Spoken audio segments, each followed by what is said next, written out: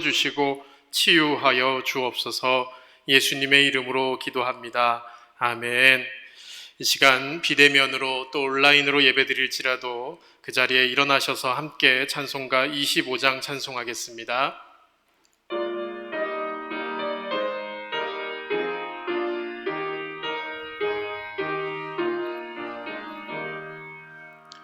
멸류관 벗어서 주 앞에 드리세. 그 천사 기쁜 노래가 온 땅에 퍼지네. 내오나 깨어서 주 찬송하여라. 온 백성 죄를 속하신 만왕의 왕일세. 멸류관 벗어서 주 앞에 드리세. 그 손과 몸의 상처가 영광 중 빛나네. 하늘의 천사도 그 영광 보고서 고난의 신비 알고자 늘 흠모하도다. 멸류관 벗어서 주 앞에 드리세. 온 세상 전쟁 그치고 참 평화 오겠네. 주 보좌 앞에서 온 백성 엎드려 그 한량 없는 영광을 늘 찬송합니다.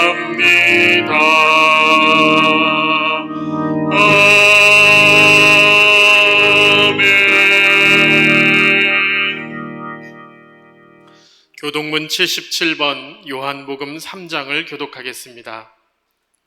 교동문 77번입니다.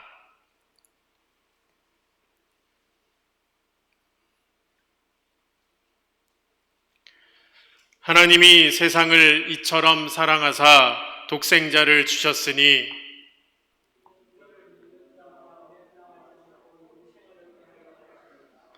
하나님이 그 아들을 세상에 보내신 것은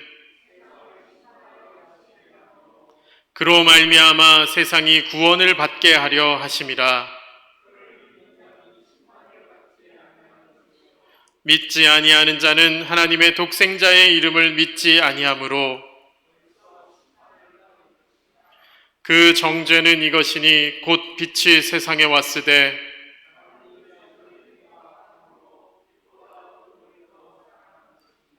악을 행하는 자마다 빛을 미워하여 빛으로 오지 아니하나니 진리를 따르는 자는 빛으로 오나니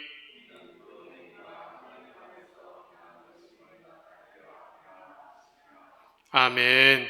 사도신경으로 우리의 신앙을 고백합니다. 전능하사 천지를 만드신 하나님 아버지를 내가 믿사오며 그 외아들 우리 주 예수 그리스도를 믿사오니 이는 성령으로 잉태하사 동정녀 마리아에게 나시고 본디오 빌라도에게 고난을 받으사 십자가에 못 박혀 죽으시고 장사한 지 사흘 만에 죽은 자 가운데서 다시 살아나시며 하늘에 오르사 전능하신 하나님 우편에 앉아 계시다가 저리로서 산자와 죽은 자를 심판하러 오시리라. 성령을 믿사오며 거룩한 공예와 성도가 서로 교통하는 것과 죄를 사하여 주시는 것과 몸이 다시 사는 것과 영원히 사는 것을 믿사옵나이다. 아멘. 자리에 앉으시겠습니다. 고백의 찬송 255장 찬송하겠습니다.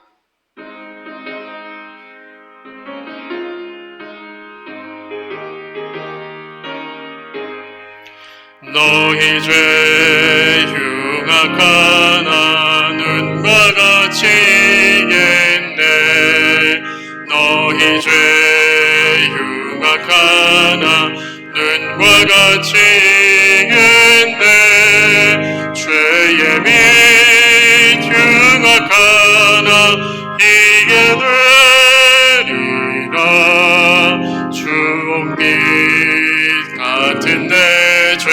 주홍빛 같은 내 죄 눈과 같이겠네. 눈과 같이겠네. 악한 죄 벗으라고 주님 너를 부르네. 악한 죄 벗으라고 주님 너를 부르네. 하나님 크신 사랑 아니옵소라. 악한 죄 벗으라고 악한 죄 벗으라고 주님 너를 부르네. 주님 너를 부르네. 너희 죄 사해 주사 기억 아니하시네. 너희 죄 사해 주사 기억 아니하시네. 불쌍한 사람들아 오라시네. 너희 죄 사해 주사 너희 죄 사해 주사 기억 아니하시네. 기억 아니하시네. 아멘.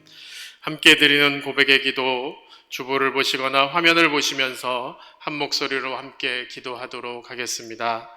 주님, 주님께서는 삶의 무게에 짓눌려 신음하던 우리를 구원하여 다시 자유롭게 해 주셨습니다. 그리고 우리가 어려움에 처할 때면 우리 곁에 다가와 기꺼이 우리의 편이 되어 주셨습니다. 그러나 주님, 우리는 너무 빨리 다시 죄된 생활로 돌아갔습니다. 문제가 해결된 것은 주님이 도우셔서 된 것이 아니라 우리의 힘으로 된 거라 여기며 살았습니다. 주님, 어리석고 믿음이 연약한 우리를 불쌍히 여겨 주옵소서.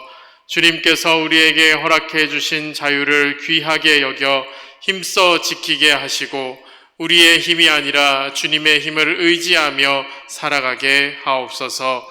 우리의 능력 되신 예수님의 이름으로 기도드립니다. 아멘. 예배를 위하여 권중용 장로님 나오셔서 기도하시겠습니다.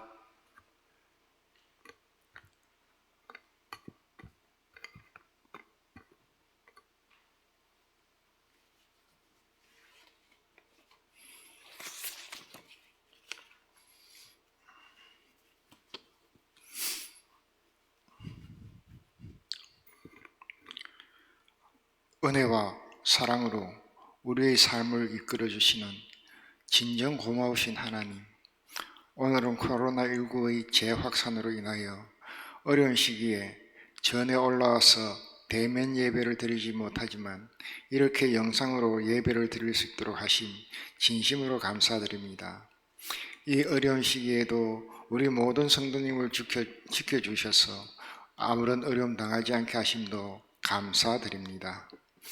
자비로우신 하나님, 저희들이 믿음 위에 굳게 서지 못하여 넘어지는 일이 너무나 많았음을 고백하지 않을 수 없습니다. 때로는 은행일치 생활을 하지 못하였고 거룩한 생활도 하지 못하였음과 또 위선과 교만에 가득 차 있어서 때가 많았습니다.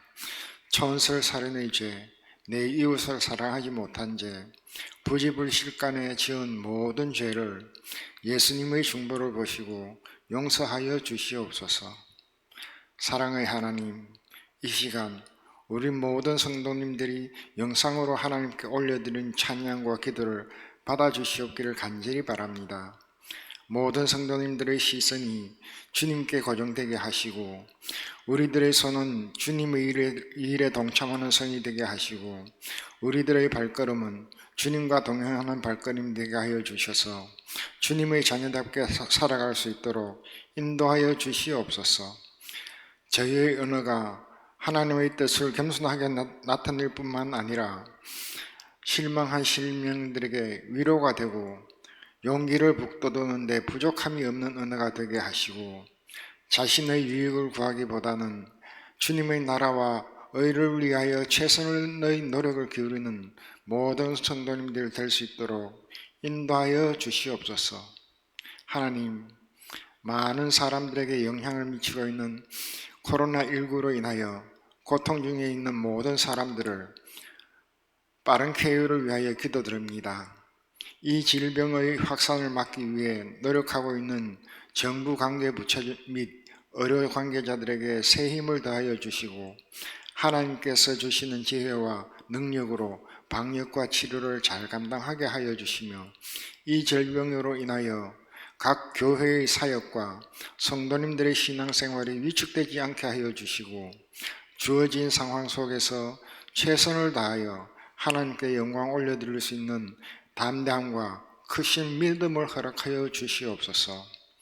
권능의 하나님, 저희 교회 모든 교육자님들에게 크신 능력을 허락하시어 저희 양떼들을 양육하시기 위해 헌신하시는 모든 분들을 주님께서 친히 붙들어 주시며 솔로몬에게 주신 지혜를 다해 주셔서 말씀이 능력의 말씀이 되게 하시옵소서.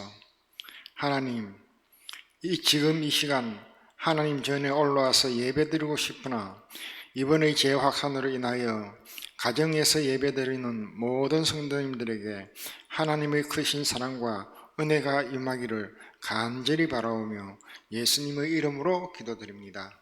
아멘.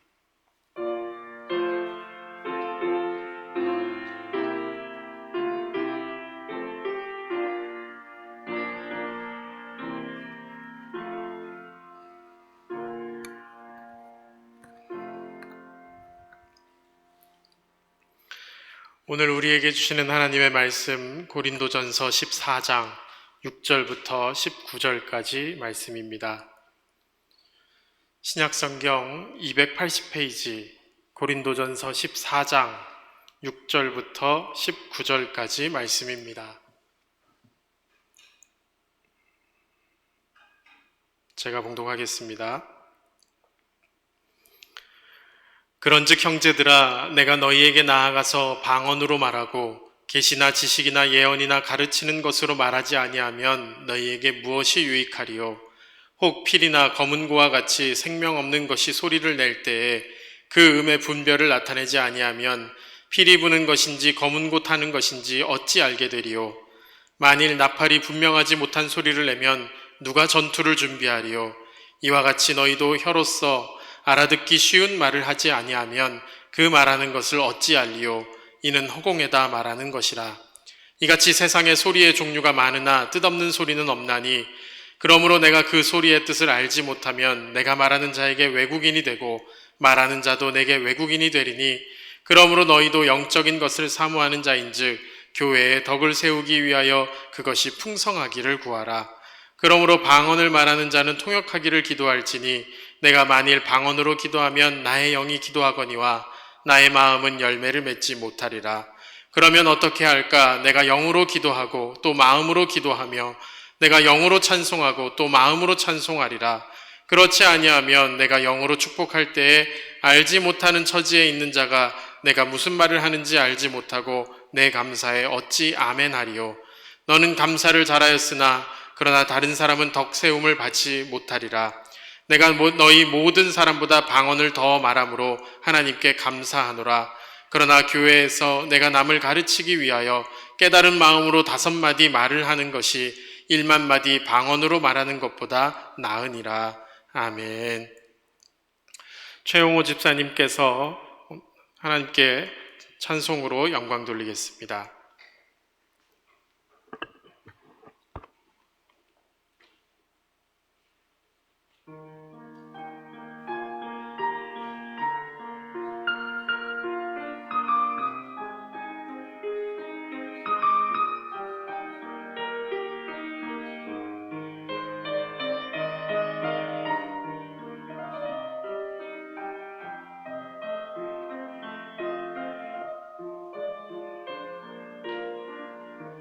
참 좋으신 주님, 귀한 하신 나의 주, 늘 가까이 계시니 나 두려움 없네. 내 영이 고날 때, 내 맘 낙심될 때, 내 품에 안기라 주님 말씀하셨네.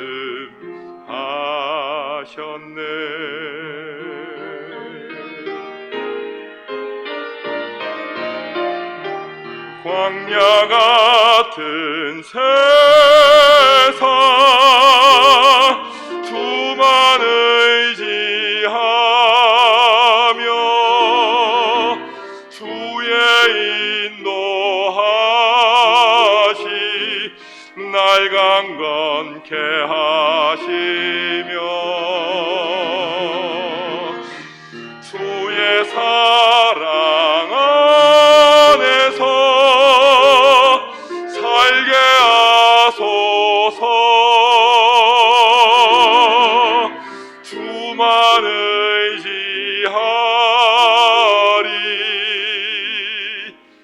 영원토록.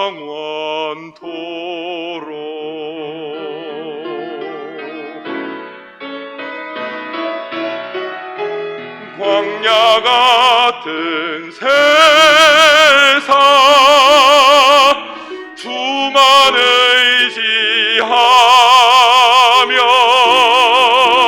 주의 인도하시 날 강건케 하시며 주의 사랑 안에서 살게 하소서. 주만 의지하리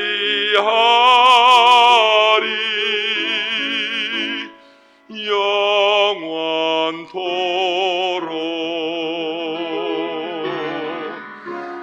주만 의지하리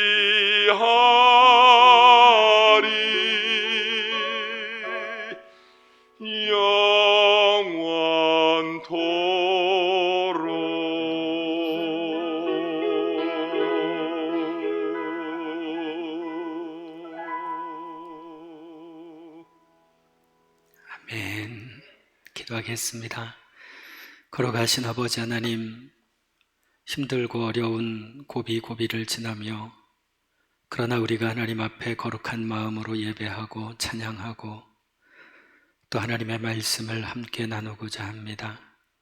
성령께서 함께하여 주셔서 오늘 우리가 드리는 예배와 또 우리가 듣는 말씀 가운데 하나님 앞에 귀하게 설 수 있는 저희들 되게 하옵소서. 예수님의 이름으로 기도하옵나이다. 아멘. 할렐루야. 우리는 지금 코로나의 그 재확산의 위기를 맞고 있습니다. 이전보다 더 빠른 확산세, 또 더 높은 감염률을 보이면서 불안과 공포, 이런 것들이 우리를 엄습해 오고 있죠. 사실은 이 과정에서 교회가 그 매개 원인이 되었다라고 하는 것은 부인할 수 없는 사실이기에 사실은 더 우리를 좌절하게 만듭니다. 어찌 보면 코로나19의 그 재확산의 중심에 교회가 있음에 정말 우리 사회의 모든 구성원들에게 진심으로 사죄의 말씀을 드려야 되는 게 옳을 것 같습니다. 우리의 이웃은 물론 교회도 제대로 보호하지 못하고 교회를 바라보는 여론 또한 정말 최악으로 치닫고 있습니다. 어찌 보면 이러한 파행들이 이 시대와 교회를 향한 하나님의 뜻을 온전히 헤아리지 못한 우리 교회의 책임이라 이렇게 생각할 수 있습니다. 때로 우리는 코로나 이전과 이후로 나누고 코로나 이전으로 돌아가는 그 회복을 상상하며 기도해 왔습니다. 그러나 이제는 어찌 보면 코로나와 함께 가는 그런 시대의 새로운 일상을 준비하지 않으면 안 된다라는 그런 생각을 해보게 됩니다. 하나님은 지금 이 땅을 향해서 뭐라 말씀하실까요? 멈추어라, 성찰하라, 그리고 돌이키라. 아마도 하나님의 명령은 이러지 않을까 싶습니다. 단순하게 코로나 이전의 시대로 회복하는 것이 우리의 목표가 아니라 하나님이 우리에게 원하시는 것은 이제 생명 중심의 그러한 변혁적 전환을 이루어야 하는 그러한 메시지가 지금 우리에게 전해지고 있습니다. 코로나19의 이런 위기 상황 속에서 하나님의 공동체인 우리 교회는 그 하나님의 구원의 그 거룩한 하나님의 뜻 속에 나타난 그 하나님의 자기 비움의 그 순환의 길을 어찌 보면 우리 성도들이, 우리 교회가 자발적으로 걸어가야 되고요. 교회는 이제는 이 땅에서 생명 공동체로서 그 거룩한 사명을 감당해야 될 것 같습니다. 하나님께서 사랑하시는, 그래서 이 세상에 보내신 우리 교회는 단지 우리 교회 안에 어떤 안전과 교회 안에 안락만을 위해 존재하지 않음을 우리는 깨달을 수 있어야 됩니다. 교회 존재의 목적은, 그리고 교회의 목표는 하나님께서 우리의 이웃과 또 이 자연과 이 모든 인류의 그 생명의 안전과 구원을 위해 행하시는 하나님의 선교와 또 하나님의 거룩한 뜻, 이런 것들에 우리가 온전히 동참하는 것이라 그렇게 생각을 합니다.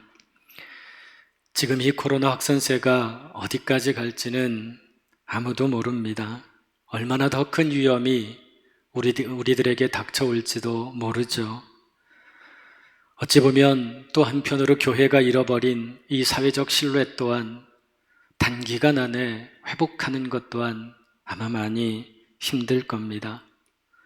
그러기에 교회가 다시 한번 귀하게 하나님 앞에서 일어나서 우리가 인내심을 가지고 긴 호흡으로 지역사회와 이 땅에서 교회가 실천해야 할 그 귀한 책무들을 귀하게 수행해야 할 준비를 해야 될 것입니다. 그리스도의 몸된 교회는 하나입니다. 어떤 공동체의 책임으로부터 교회는 벗어나지 않습니다. 단순히 한국교회 일부의 문제라고 치부하는, 그렇게 변명하는 모든 것들을 이제는 거두고 우리 모두의 책임으로 인식하고 우리가 함께 가야 될 것입니다. 우리 교회 또한 이 모든 것에서 그 책임을 회피하지 않고 사죄하는 심정으로 이 땅에서 이제는 모두의 생명의 그 안전을 지키고 교회 본질 또 이 사회적 책임들을 다해서 교회와 우리 성도들 모두가 함께 온전히 나아가야 될 것입니다. 그것이 지금 우리가 해야 될 일이고요.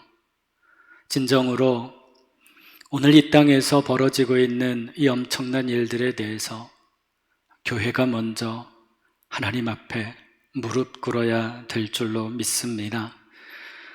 설교를 시작하면서 이렇게 말씀을 드리는 것은 우리가 얼마나 오늘 말씀과도 연결이 되어 있는데요. 하나님과는 소통한다 하면서, 하나님과는 끊임없이 우리가 하나 된다라고 말하면서 우리의 이웃들과는 얼마나 우리가 하나 되어 살아왔는지를 돌이켜 보게 됩니다. 구원이라고 하는 것이 뭘까요? 여러분, 구원이라고 하는 말을 정말 쉽게 표현하면 내가 하나님과 소통하는 삶을 살아가는 거거든요. 하나님과 연결된, 하나님의 관계가 회복된 삶을 살아가는 겁니다. 나의 죄로 인해서 막혔던 하나님과의 소통이 예수 그리스도의 십자가를 통해서 그것이 열려지게 되었다라고 하는 것, 또한 이것을 믿는 것을 우리는 신앙이라 이렇게 이야기합니다.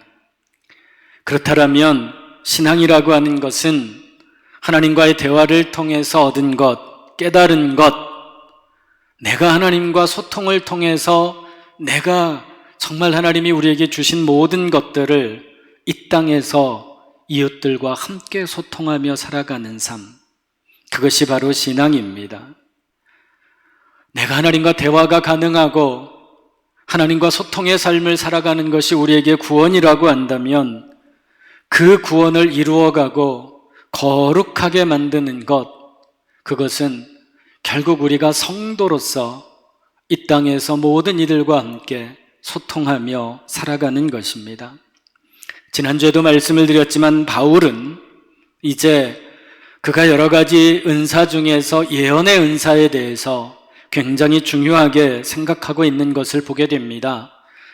고린도전서 14장의 말씀이 방언과 예언에 대한 여러 가지 말씀들을 하고 있는데요. 여러분, 다시 말씀을 드리지만 방언이라고 하는 것이 결코 안 좋고 은사 중에서 가장 낮고 이런 의미가 아닙니다. 지금 고린도 교회를 향해서, 아니 어쩌면 오늘 한국 교회를 향해서 바울은 우리들에게 내가 하나님과 방언으로 소통하는 그 삶을 살아간다면 이제는 이 땅에서의 우리가 영적 소통도 필요하다라고 하는 것입니다. 말씀을 묵상하면서 그저 제 개인적인 그 묵상의 은혜로 다가온 것이 하나 있습니다. 그게 뭐냐면 방역을 통역하는 은사가 있잖아요.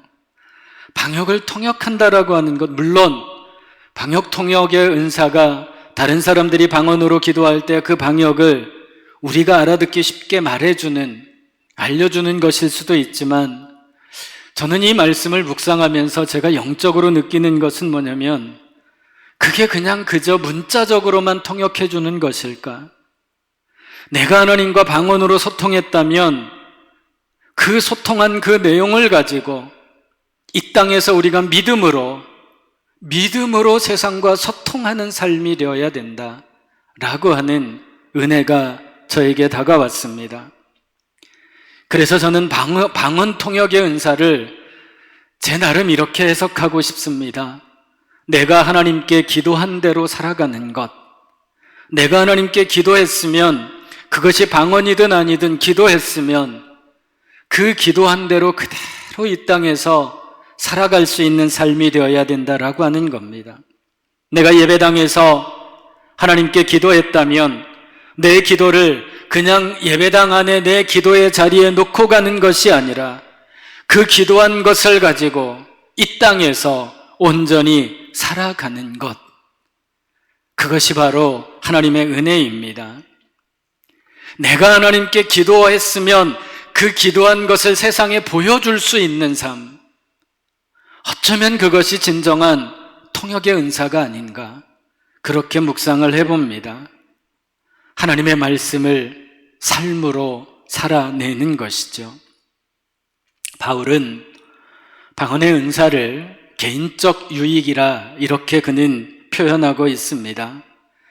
그러면서 바울은 공적 은사 유익을 위해서 예언이 필요하다, 예언의 은사가 중요하다라고 하는 것을 강조하죠.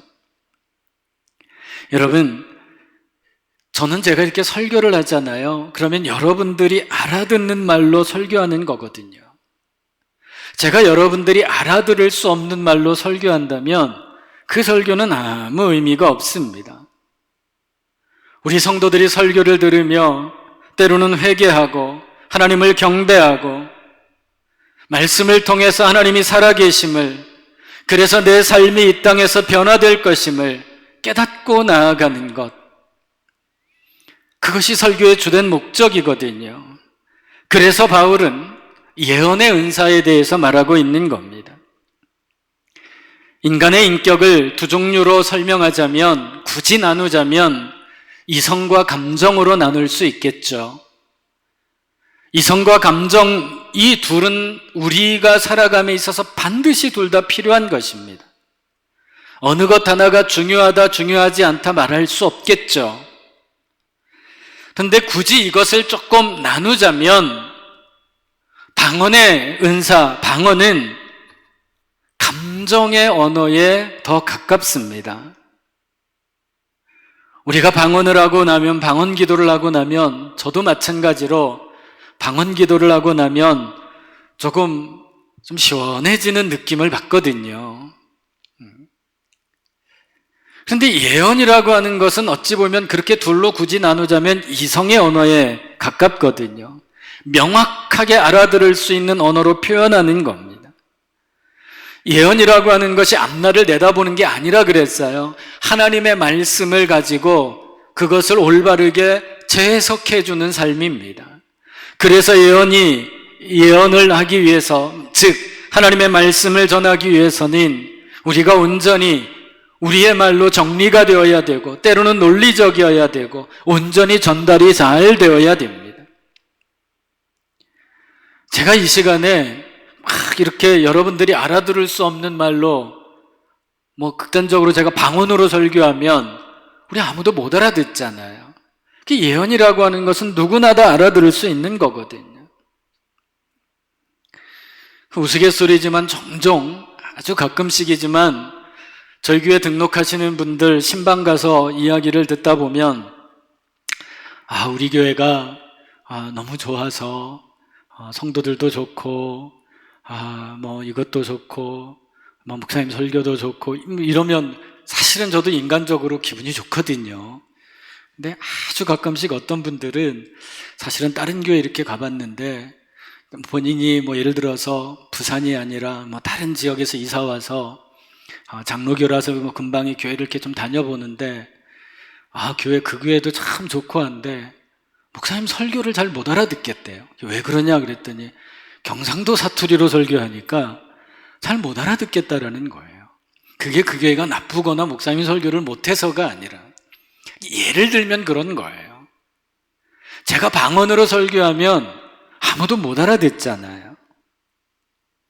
그래서 예언의 언어가 필요한 거다라고 하는 겁니다. 근데 이거는 목회자가 단지 강단에서 설교하는 것뿐만 아니라 우리의 삶 전체에 그것이 사실은 필요하다라는 거죠.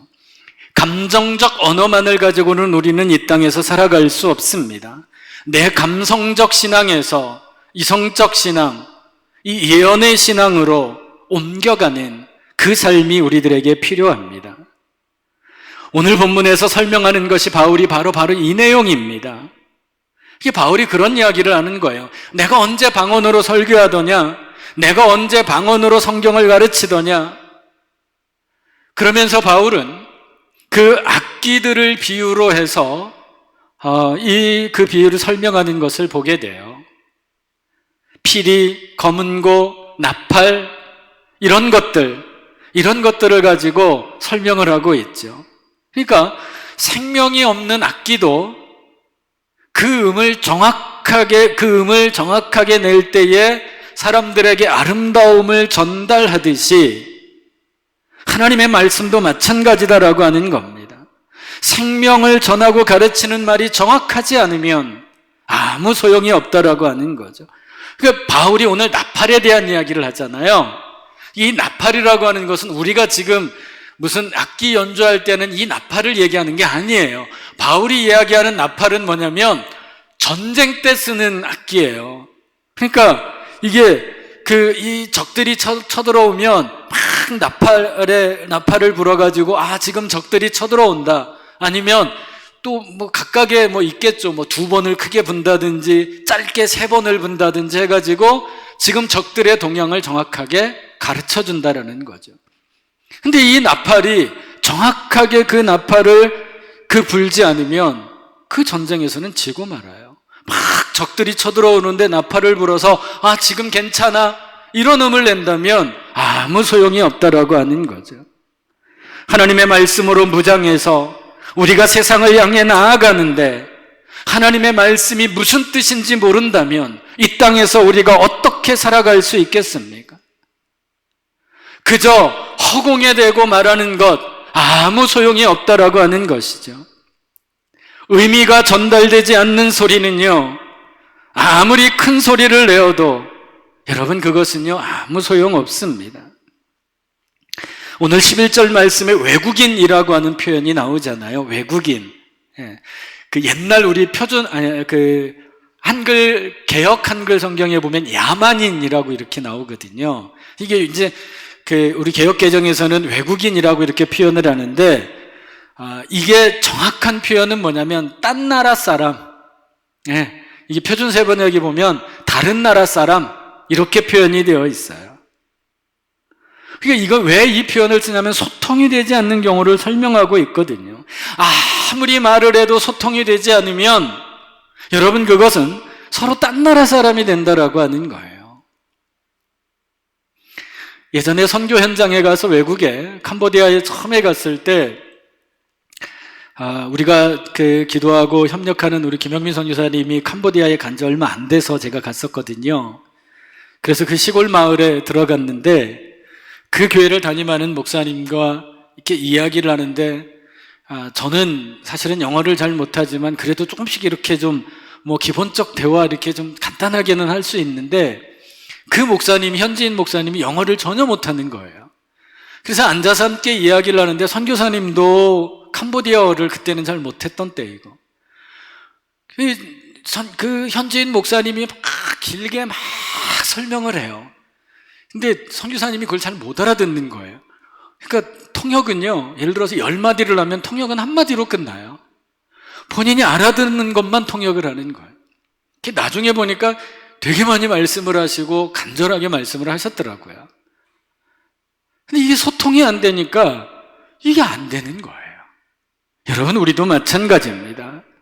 제가 여기에서 아무리 이렇게 설교를 해도 여러분들에게 그게 온전히 전달이 되지 않는다면 저와 여러분은 딴 세상에서 살고 있는 것과 같다라고 하는 겁니다.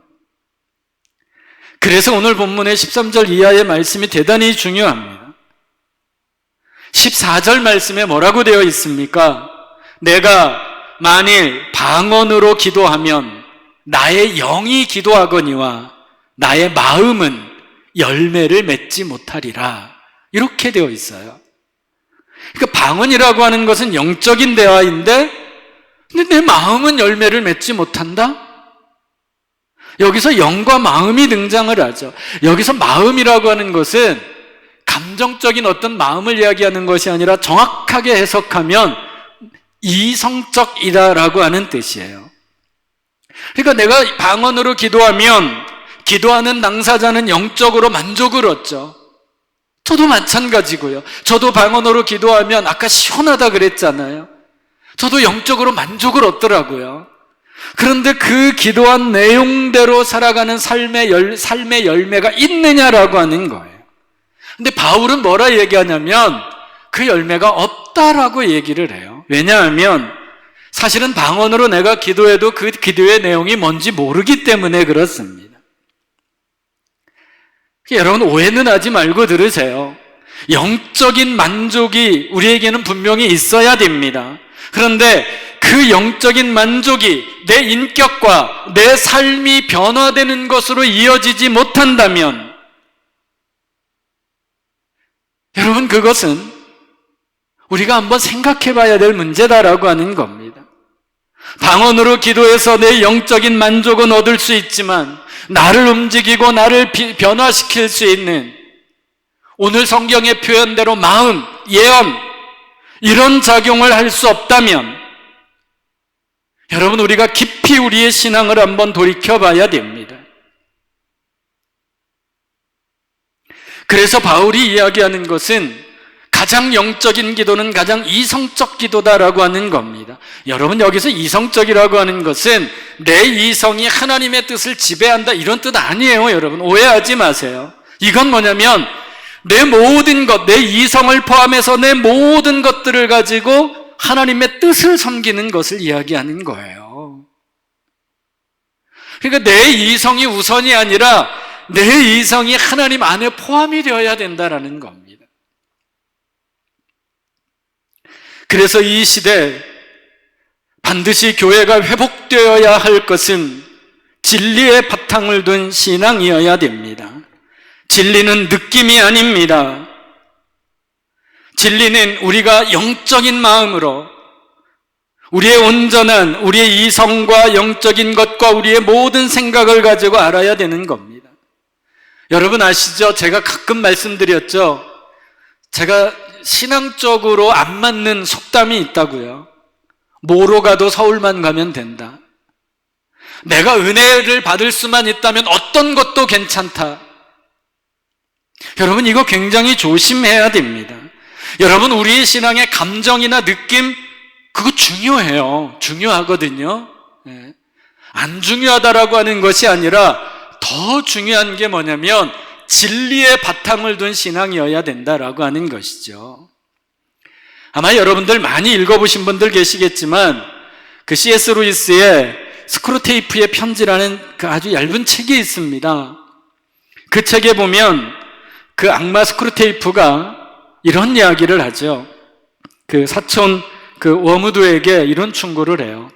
그리스도인을 무신론자로 만드는 최선의 방법은 그들로 하여금 하나님을 생각하지 못하도록 하는 것이다. 그들로 하여금 자신들이 하나님을 어떻게 느끼는지에 대해서만 관심을 갖게 만들면 하나님으로부터 멀어질 수 있다. 이런 표현을 씁니다. 여러분들은 아니시겠지만 때로 심리학의 기쁨, 어떤 심리학의 위로 이런 것들이 복음의 자리를 대신하는 때가 많이 있습니다. 단순하게 감동이 있고 어떤 우리가 눈에 보이는 뜨거움이 있는 예배, 그것을 경험하고 싶은 그런 사람들을 교회는 앞다투어 만족시키려고 합니다. 분명히 뜨거움도 필요하죠.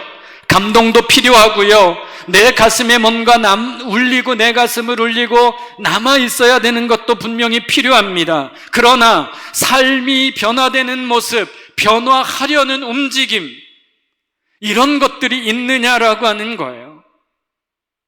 과연 우리가 하나님 앞에 예배를 드렸으면 그 예배한 대로, 예배드린 그 마음 그대로 세상 속에서 온전히 살아가고 있느냐라고 하는 것, 이것을 오늘 바울은 우리들에게 사실은 충고하고 있는 것입니다. 오늘 15절 말씀에 보면 그러면 어떻게 할까? 내가 영으로 기도하고 또 마음으로 기도하며 내가 영으로 찬송하고 또 마음으로 찬송하리라. 여러분 여기서 마음과 영이라고 하는 거, 아까 제가 마음이라고 하는 것을 그 해석하면 제가 아까 이성이라고 이야기했잖아요. 예언의 마음을 가지고 내 만족을 위한 기도와 찬양이 아니라 내가 그 기도와 찬양한 그 마음을 가지고 이 땅에서 온전히 신앙으로 살아내는 삶이다라고 하는 겁니다. 여러분 누가복음 12장에 보면 예수님께서 제자들을 향해서 믿음이 적은 자들아 이렇게 책망하는 장면이 나와요. 그게 왜냐하면 왜 예수님이 제자들에게 믿음이 적다라고 책망하냐면 하나님에 대해서 온전히 생각하고 믿지 않기 때문에 그래요. 그래서 예수님이 뭐라 말씀하시냐면 저기 날아가는 까마귀를 좀 봐라, 들의 백합화를 좀 봐라. 보라, 여러분 이거는요 눈으로 좀 봐라 이런 의미가 아니에요. 느껴라, 감격하라 그런 것이 아니라 좀 생각해봐라. 좀 생각해봐라. 믿음은 단순히 내가 그냥 감성적으로 느끼는 것이 아니라 온전히 생각하며 그래서 거기서 깨닫고 온전히 실현하며 살아가는 삶이어야 됩니다. 바울의 서신서들을 보면요 사실은 그 내용들이요 다 연결이 되어 있어요. 바울 신학을 공부하다 보면 바울의 서신서들이요 전부 그 내용이 사실은 비슷비슷해요. 왜? 바울은 한 가지 신앙이 있으니까. 자, 로마서 12장에 보면 바울이 무슨 이야기를 하냐면 12장 1절에 보면 그러므로 형제들아 내가 하나님의 자비하심으로 권하노니 너희는 하나님이 기뻐하시는 거룩한 산 제물로 예배를 드려라. 그것이 영적 예배니라. 내 삶 전체가 하나님께 드려지는 산 제물이 되어야 된다라고 하는 거예요. 바로 그것이 영적 예배다라고 바울이 얘기할 때, 여러분 그 영적이라고 하는 이 단어를 찾아보니까요, 사도 바울이 어떤 단어를 쓰냐면 로기코스라는 단어를 써요. 로기코스, 헬라어에 로기코스. 여기에서 나온 단어가 우리가 잘 아는 로고스라는 단어입니다. 우리 잘 아시죠? 근데 이 로기코스라고 하는 헬라어 사전을 찾아보면요, 뭐라고 나오냐면 논리적인, 이렇게 나와요, 해석이. 근데 사실은 우리가 흔히 아는 어떤 영적이라고 하는 이 단어의 헬라어는 많이 쓰는 단어가 뭐냐면 푸니마티코스라는 단어를 써요. 여러분 기억 안 하셔도 되는데 원래는 그 단어를 많이 쓰거든요. 근데 바울이 로마서를 쓰면서 일부러 로기코스라는 단어를 써요. 일부러. 그것은 뭐냐면 내가 하나님께 진짜로 예배하는 것이 뭐냐? 그것은 바로 내 모든 삶을 사용하는 예배가 되어야 된다라는 거예요.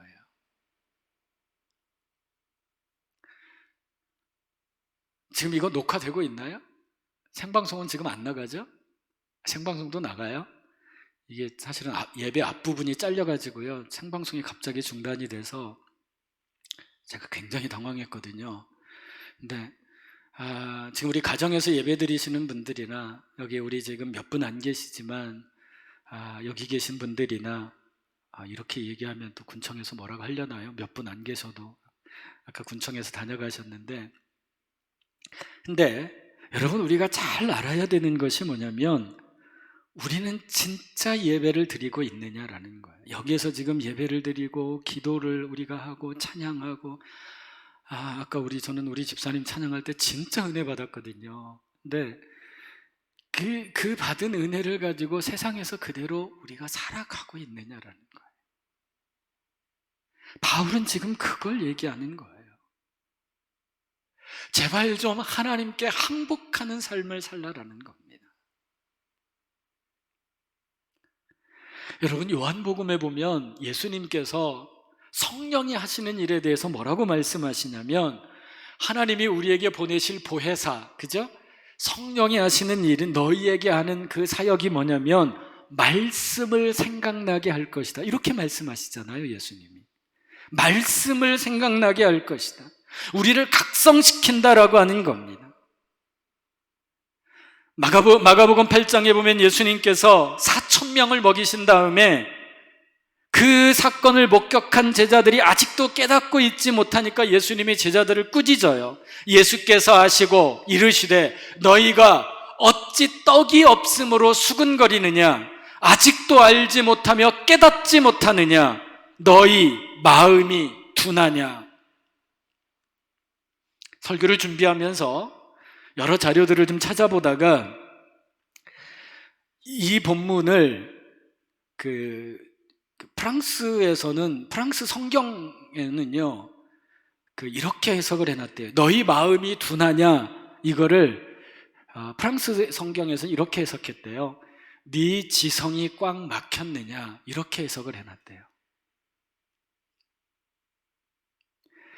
내가 온전히 내 삶으로 깨닫고 내가 알고 내가 생각하고 그것만이 내가 이 땅에서 다른 사람들에게 온전히 하나님의 말씀을 가르칠 수 있고 그것을 적용할 수 있습니다. 오늘 본문 17절 말씀에 보면 너는 감사를 잘 하였으나 그러나 다른 사람은 덕세움을 받지 못하리라, 이렇게 되어 있어요. 여러분 이게 무슨 뜻일까요? 내 만족만을 위한 기도, 내 만족만을 위한 찬양, 내 만족만을 위한 예배는 의미가 없다라는 겁니다. 지금 여러분 그 교회가 우리나라의 대형 교회가 되었지만 서울에, 우리 교회하고 이름이 똑같은 서울에 온누리 교회가 있잖아요. 그 교회가 어떻게 시작한지 아시죠? 그 하용조 목사님이 연예인 교회로 이렇게 해가지고 나간 교회잖아요. 그래서 연예인들이 주축이 돼서 이제 그 교회가 이렇게 나갔는데, 그 당시에 그 교회에 점점 우리나라에서 내노라 하는 유명한 가수들이 다 모이기 시작했어요. 신앙생활을 하기 위해서. 그래서 목사님이 우리나라에서 뭐 아주 유명한 가수들도 많이 오고 안 유명하더라도 노래 부르는 가수들이 많이 오니까 찬양대를 구성을 했어요. 찬양대를 구성을 했는데 그 찬양대가 실패했답니다. 왜 실패했냐면 이 찬양대원들이 다 가수잖아요. 그러니까 이게 습관이 뭐냐면 자기가 스포트라이트만 받는 것만 이게 몸에 익숙한 거예요. 그러니까 이게 하모니가 안 되는 거예요. 자기 소리만 내는. 여러분, 예수 그리스도를 믿는다라고 하는 것은 내 욕망을 채워주는 수준에서 우리가 신앙생활을 하면 안 됩니다. 오늘 바울이 그러잖아요.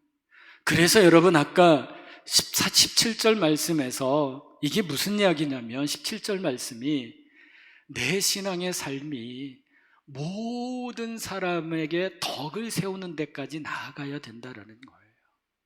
네? 그게 진정한 신앙이다라고 하는 겁니다. 단순히 내가 그냥 개인적으로 뜨거워지는 것이 신앙이 아니라 온전한 하나님의 말씀의 진리의 말씀이 바탕이 되어야 됩니다. 오늘 결론을 보세요. 19절 말씀입니다.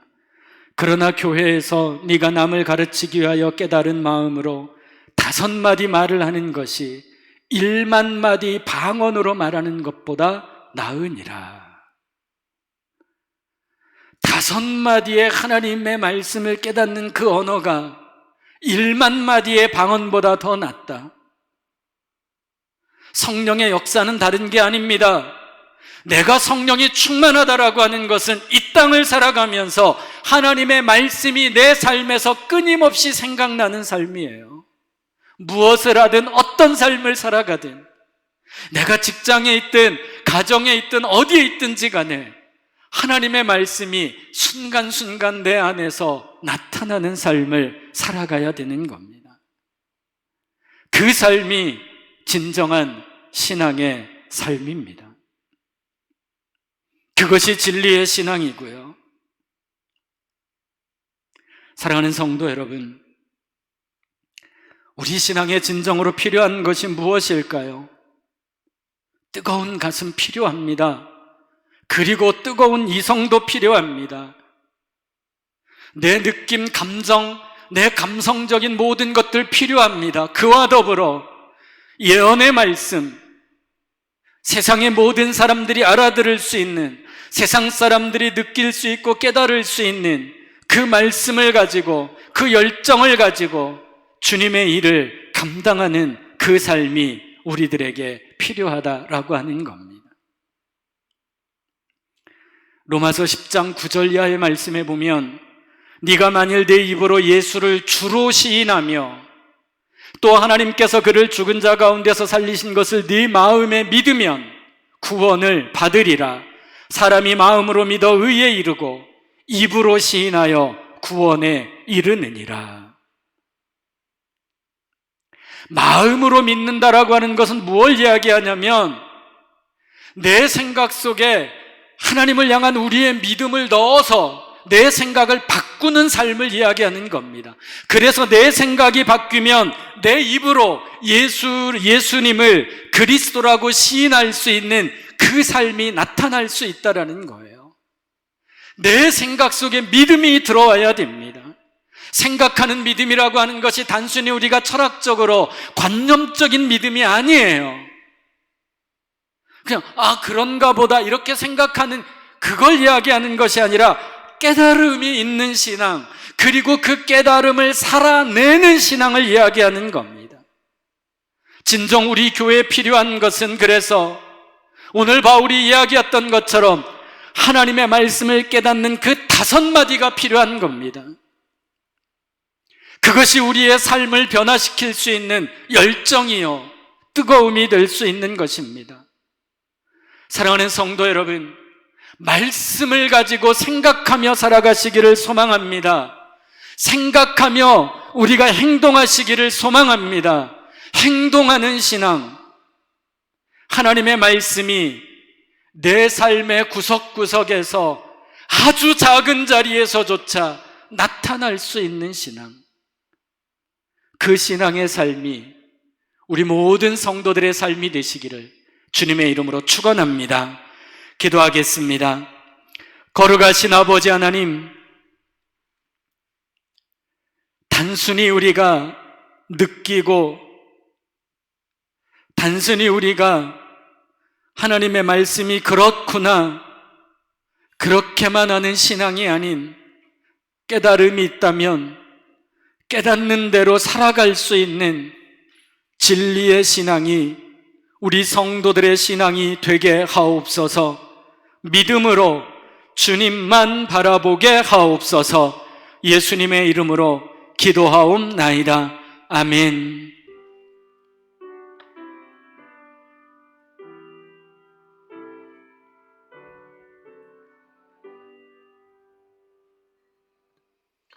지금은 헌금 시간입니다. 가정에서 비대면 예배를 드리시면서 헌금하기 원하시는 분들은 자막에 있는 계좌를 참고해 주시기 바랍니다.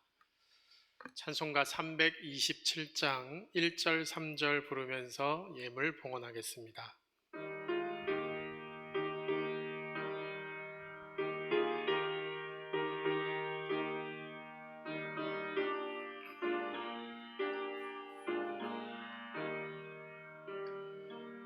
주님 주실 화평 믿음 얻기 위해 너는 정성껏 기도했나. 주의 제단 앞에 모두 바치기 전 복을 받을 줄 생각하라. 주의 제단에 산제사 드린 후에 주 내 맘을 주장하니 주의 뜻을 따라 그와 동행하면 영생 복락을 누리겠네.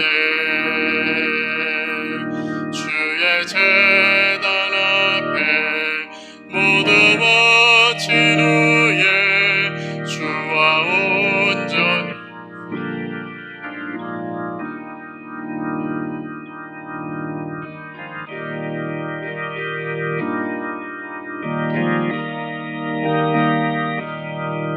얻지 말로 다 형용하라. 주의 제단에 산제사 드린 후에 주 내 맘을 주장하니 주의 뜻을 따라 그와 동행하면 영생 복락을 누리겠네.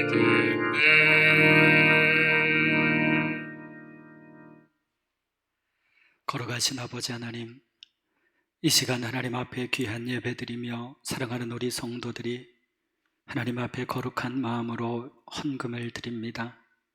크고 작은 모든 예물들 하나님 앞에 드리오니 우리의 10의 1조를 받아주시되 우리의 10의 9를 통한 하나님의 은혜가 임하게 하시고 감사 헌금을 통해 힘들고 어려운 이 시대 속에 감사가 흘러넘치게 하시고 선교 헌금을 통해 이 땅의 선교의 사명 감당하며 주일 건축 또 1,000번 헌금 등 하나님 앞에 거룩하게 드리는 예물들을 받아 주시옵소서.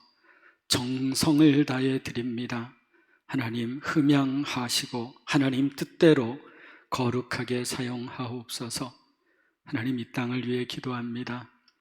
다시금 코로나가 재확산되어서 모든 사람들이 두려움과 어려움 가운데 있습니다. 하나님 이럴 때일수록 하나님의 뜻이 무엇인지를 깨닫게 하옵소서. 특별히 하나님 이 일들이 하나님이 세워주신 그 교회가 중심이 되었음에 회개합니다. 하나님 용서하시고 이 땅의 교회 지도자들과 이 땅의 모든 성도들이 하나님 앞에 자복하게 하시고 무릎 꿇게 하시고 하나님 그리고 진정으로 이웃을 사랑하는 마음으로 온전히 나아가는 모두가 되게 하여 주옵소서. 이 땅을 회복시켜 주시고 코로나 이후의 모든 삶들 또한 반드시 하나님께서 새롭게 이끌어 주실 줄 믿습니다. 일로 고통과 아픔과 괴로움 속에 있는 모든 이들을 위로하시고 새 힘을 더하여 주시옵소서. 하나님, 이 땅의 교회들을 위해 기도하오니 교회가 교회 되기를 소원합니다. 하나님의 올바른 정의와 하나님의 올바른 진리와 하나님의 사랑과 거룩한 뜻을 행하는 교회들 되게 하여 주시옵소서.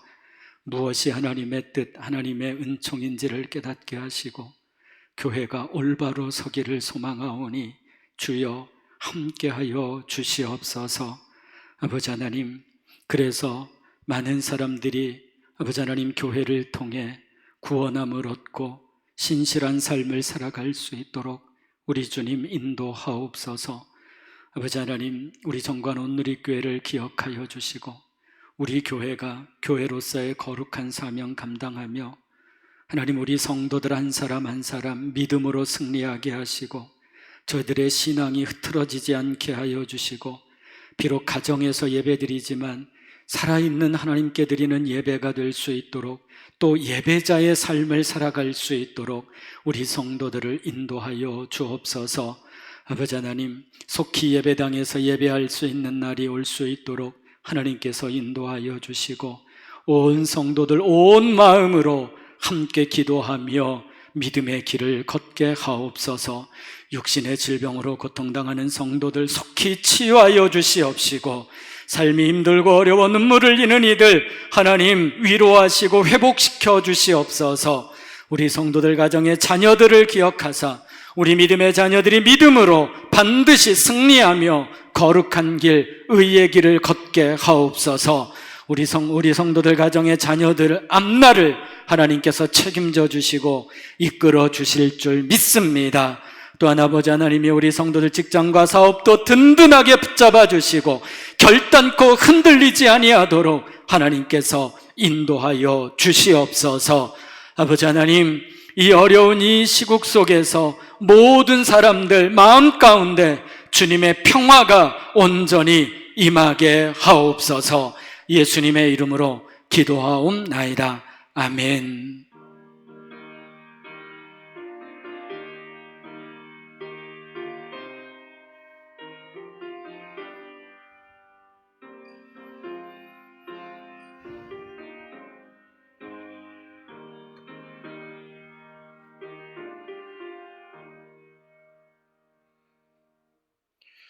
우리 함께 찬양하며 축복하도록 하겠습니다.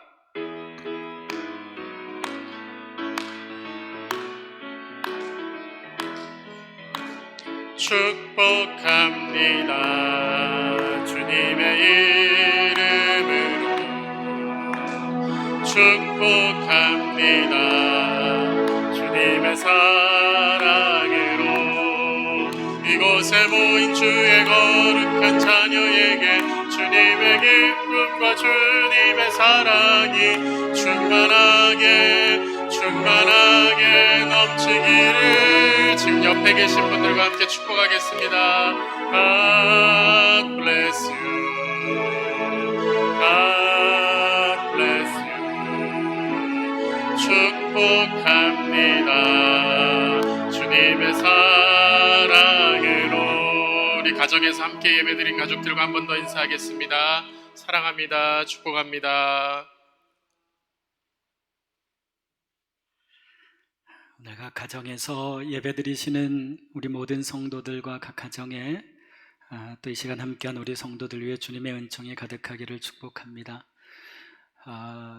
지난 주간에 사실은 저희 교회가 먼저 좀 선제적으로 다음 주까지 예배를 중단을 했는데 그렇게 우리 장로님들하고 상의해서 중단하고 나서 한 이틀 만에 부산시에서 대면 예배를 전면 중단하는 행정명령이 내려왔습니다. 8월 31일까지 예배당에서 드리는 모든 예배는 일단은 중단을 하고요.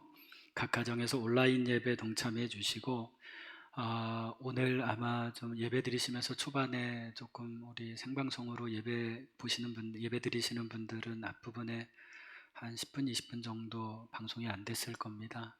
여러분에게 진심으로 사과드리고요.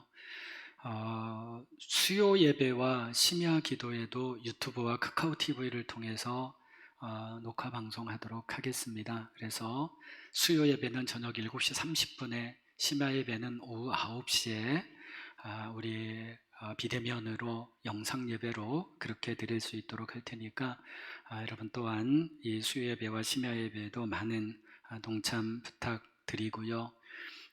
그리고 지금 코로나가 점점 더 확산되어 가고 있는 시점인데 모르겠어요. 어제까지 제가 좀 추이를 보니까 부산은 조금 주춤한 것 같아요.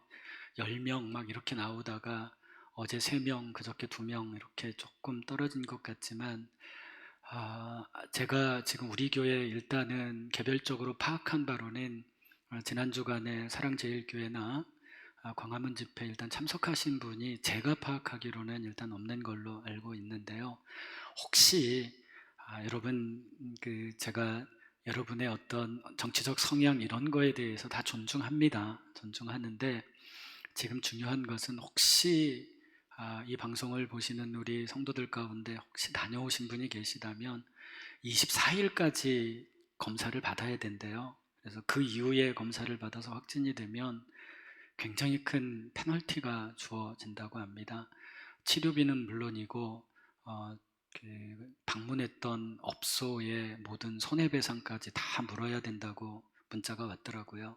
그래서 여러분 혹시라도 제가 모르는 혹시 다녀오신 분이 계시다면 반드시 월요일까지는 꼭 검사를 받으시기를 바라고요. 또 우리 성도들 각별히 이 위생 또 방역에 여러분 조심해서 한 2주 정도까지는 조금 조심해서 그렇게 좀 지내시기를 바라고, 힘들고 어렵지만 주의 은혜로 여러분들의 삶에 주님의 풍성한 은총이 가득하기를 간절히 축복합니다.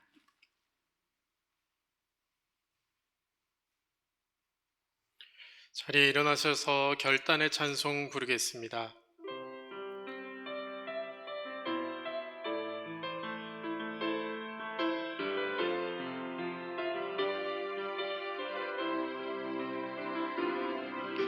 주님 다시 오실 때까지 나는 이 길을 가리라. 좁은 문 좁은 길 나의 그 길 끄지고 나의 가는 이 길 끝에서 나는 주님을 보리라. 영광의 내 주님 나를 맞아주시리. 주님 다시 오실 때까지 나는 일어나 달려가리라. 주의 영광 온 땅 덮을 때 나는 일어나 노래하리. 내 사모하는 주님 영광의 구주시라. 내 사모하는 주님